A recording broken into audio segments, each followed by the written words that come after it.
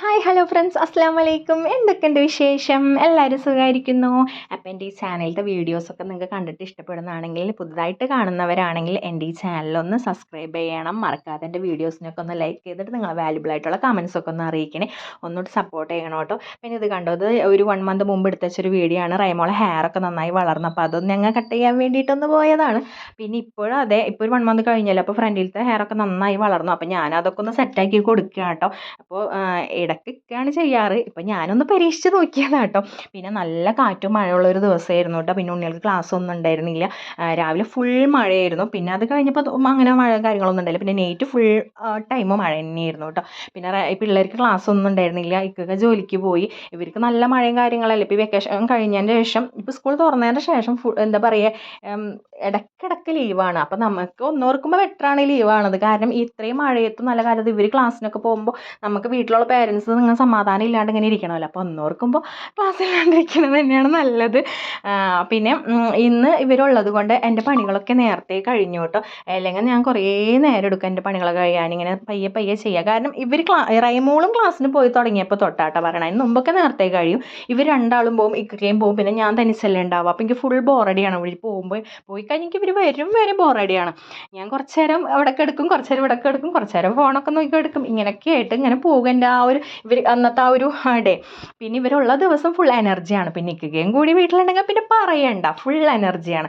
അപ്പോൾ ഇവർ ലീവുള്ള അന്ന് ഞാൻ എന്ത് ചെയ്തു, നേരത്തെ പണികളൊക്കെ കഴിച്ചു. ഇവരെ കൂടെ കുറേ നേരം ടൈം സ്പെൻഡ് ചെയ്തു. പിന്നെ കണ്ടോ, ഇത് ഉച്ച ടൈമാണ്. ഞാൻ വരാന്തയിൽ ഇങ്ങനെ ചെന്ന് നിൽക്കണം. നല്ല കാറ്റുണ്ടായിരുന്നു, നല്ല തണുത്ത കാറ്റ്. അതും കൊണ്ട് അവിടെ ഇങ്ങനെ ചെന്ന് നിന്നു കേട്ടോ. കുറച്ച് നേരം കഴിഞ്ഞ് പിന്നെ ഇവിടുന്ന് ഒരു മഴ വന്നേന്ന് അറിയണില്ല. പിന്നെ കുറച്ച് നേരം കഴിഞ്ഞപ്പോൾ പിന്നെ തോർന്നു, പിന്നെയും കാറ്റ് മാത്രമായി കേട്ടോ. പിന്നെ ഇക്ക ഫോൺ വിളിച്ച് പറഞ്ഞു, ചായ വെക്ക്, ഞാൻ എന്തെങ്കിലും വരുമ്പോൾ വാങ്ങിക്കൊണ്ടുവരാമെന്ന് പറഞ്ഞു. അപ്പം എനിക്ക് തോന്നി ഇതേപോലെ എന്തെങ്കിലും ബജ്ജിയും കാര്യങ്ങളൊക്കെ വാങ്ങിക്കൊണ്ടുവരാമെന്ന്. ഞാൻ വേഗം പാൽച്ചായ വെച്ചു. എനിക്കെന്ന് എനിക്ക് റൈമോൾക്ക് പാൽച്ചായ വലിയ ഇൻട്രസ്റ്റ് ഒന്നുമില്ല. റൈമോളെ ഇക്കയുടെ ഫേവറേറ്റാണ് പാൽച്ചായ. ഞങ്ങൾക്ക് കട്ടൻ ചായയാണ് ഇഷ്ടം. ഒക്കെ വരുമ്പോൾ എന്താ പറയുക, മുട്ട ബജ്ജി, പരിപ്പ് വട, പഴംപൊരി ഇതാ വാങ്ങിക്കൊണ്ടത്. അപ്പോൾ നമ്മൾ ഇടയ്ക്ക് വാങ്ങുന്ന ഒരു കട ഉണ്ട്. ആ കട അന്ന് മുടക്കായിരുന്നു. അപ്പോൾ അതുകൊണ്ട് വേറെ കടയിൽ നിന്നാണ് വാങ്ങിയത്. പക്ഷേ എനിക്ക് എന്താണോ ഇത് വലിയ ഇൻട്രസ്റ്റ് തോന്നിയില്ല. വെച്ചാൽ തണുത്തത് വലിയ ടേസ്റ്റ് ഒന്നും ഉണ്ടായിരുന്നില്ല.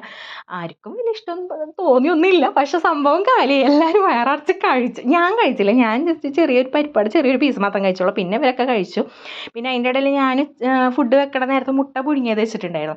അപ്പോൾ റൈമോള് അത് ആ നേരത്തെ അതിൽ നിന്ന് ഒരെണ്ണം കഴിച്ചു. പിന്നെ ഇടയ്ക്കിടയ്ക്ക് എടുത്ത് കഴിച്ചു. അതുകൊണ്ട് ആൾക്ക് മുട്ട ബജ്ജിയാണ് ഇഷ്ടം. അപ്പോൾ മുട്ട ബജ്ജി ഉണ്ടായിരുന്ന കഴിച്ചു. പഴംപൊരിയും പരിപ്പുവടയൊക്കെ റൈമോളാണ് കഴിച്ചത്.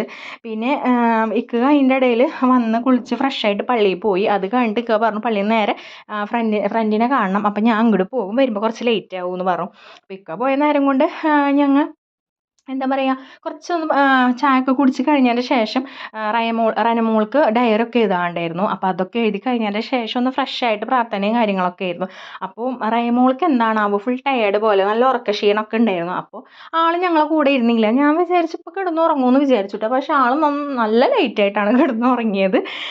അപ്പം ഞങ്ങൾ ഒന്ന് ഫ്രഷായി പിടിച്ചിട്ട് പിന്നെ ഇത് കണ്ടോ, ഈ ചന്ദനത്തിരി വെക്കുന്ന ഒരു സ്റ്റാൻഡ് ഉണ്ടായിരുന്നു. അത് കാണുന്നില്ല. ഇവിടെ കുറേ നോക്കിയാൽ കാണുന്നില്ല, അത് എവിടെയാണ് പോയെന്ന്. അപ്പോൾ ഞാൻ കണ്ടിപ്പോൾ വെക്കണത് നമ്മളെ ഈ സ്കെച്ച് ഉണ്ടല്ലോ, സ്കെച്ചിൻ്റെ മൂടി ഒരു പശയും എന്തോ വെച്ചിട്ട് റനമോള് കൊണ്ട് ഒട്ടിച്ച് വെച്ചിട്ട് ഉമ്മച്ചി ഞാൻ ഒരു ഐഡിയ ചെയ്യാമെന്ന് വെച്ചിട്ട് ആ ഒട്ടിച്ച് വെച്ചിട്ട് അതിൻ്റെ ഉള്ളിലാണ് ഞാൻ ഈ ഒരു ചന്ദനത്തിരി വെക്കണം കേട്ടോ. റൈമോൾ അവിടെ സൈഡിൽ ഇരിക്കുന്നുണ്ട്. അങ്ങ് വിളിച്ചിട്ട് വരുന്നൊന്നുമില്ല. ആൾക്ക് ഇങ്ങനെ ഉറക്കം വന്നിട്ടൊക്കെ ആയിട്ട് ഉറങ്ങിയൊന്നുമില്ല.